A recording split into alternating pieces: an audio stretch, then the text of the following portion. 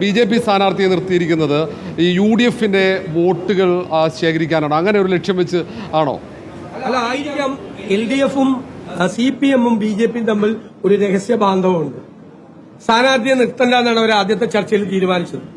രണ്ടാമത് അത് BJPക്കെതിരായിട്ട് വലിയ ആക്ഷേപമായി വന്നപ്പോൾ സ്ഥാനാർത്ഥിയെ നിർത്താൻ തീരുമാനിച്ചു. അപ്പൊ UDF വോട്ട് ബാങ്കിൽ വിള്ളൽ വരുത്താം എന്ന് കരുതിയിട്ടാണ് വന്നത്.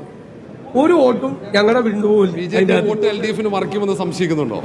BJP വോട്ട് അല്ല, അവര് തമ്മിൽ ധാരണയുണ്ടല്ലോ, ചെയ്യാറുണ്ടല്ലോ സാർ. അതൊന്നും ഞങ്ങളുടെ ഇവിടുത്തെ തെരഞ്ഞെടുപ്പ് വിജയത്തെ ബാധിക്കില്ല. ഞങ്ങൾ ഉജ്ജ്വലമായ ഭൂരിപക്ഷത്തിൽ ഇവിടെ ജയിക്കും.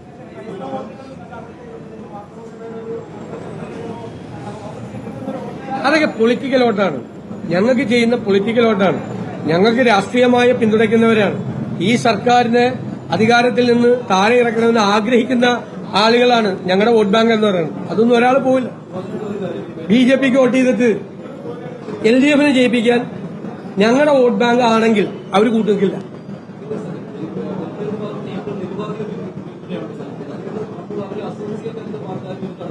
ഞാൻ പറഞ്ഞല്ലോ അങ്ങനെ ഒരു ഡിമാൻഡ് അവരും വെച്ചിട്ടില്ല, ഞങ്ങൾ അങ്ങനെ ചെയ്യില്ല. ഞങ്ങളില്ലെന്ന്, ഞങ്ങൾ അങ്ങനെ ആലോചിച്ചിട്ടില്ലെന്ന് ഞാൻ ക്ലിയർ ചെയ്ത് പറഞ്ഞല്ലോ. അല്ല, അതൊക്കെ എല്ലാ കാര്യങ്ങളും പറയേണ്ട കാര്യം.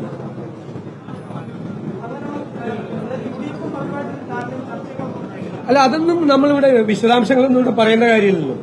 ഞാൻ പറയില്ലേ, അവര് ഞാൻ ചെയ്യുന്നത്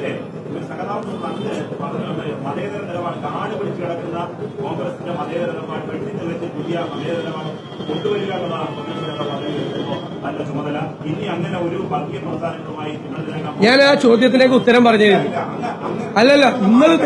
നിങ്ങള് കൈരളിയിൽ നിന്ന് കുറെ പേര് വന്നിട്ട് ആവർത്തിച്ച് ചോദ്യം ചോദിച്ചാൽ ഞാൻ എല്ലാ ചോദ്യത്തിനും ഉത്തരം പറയണ്ടല്ലോ. നിങ്ങൾ മുഖ്യമന്ത്രിയോട് പോയി ചോദിക്കും.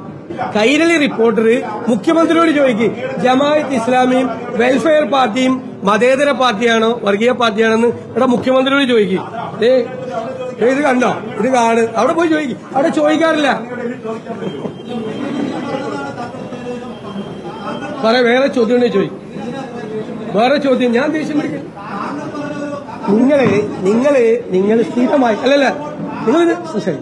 നിങ്ങൾ സ്ഥിരമായി പത്രസമ്മേളനം നടത്തുമ്പോൾ നിരവധി ആളുകൾ കൈരളിയിൽ നിന്നും ദേശാഭിമാനിയിൽ വന്നു വേറെ ഒരു മാധ്യമ പ്രവർത്തകർ ചോദ്യം ചോദിക്കാൻ അവസരം കൊടുക്കാതെ ആവർത്തിച്ച് ചോദ്യം ചോദിച്ച് എന്നെ പ്രകോപിപ്പിക്കാൻ നിങ്ങൾ കരുതണ്ട.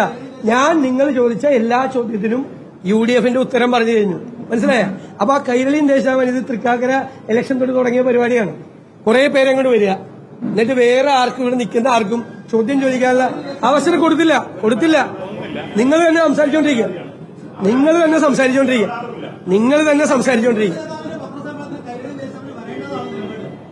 അല്ലെന്ന് അത് മുഖ്യമന്ത്രിയോട് ചോദിച്ചാൽ മതി.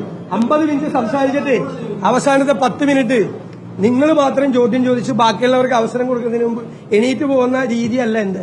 ഇത്ര നേരം ചോദിച്ച ഈ ചോദ്യമുള്ളൂ, ഈ ചോദ്യത്തിന് മറുപടിയില്ല. നിങ്ങൾക്ക് മറുപടിയില്ലെന്ന്.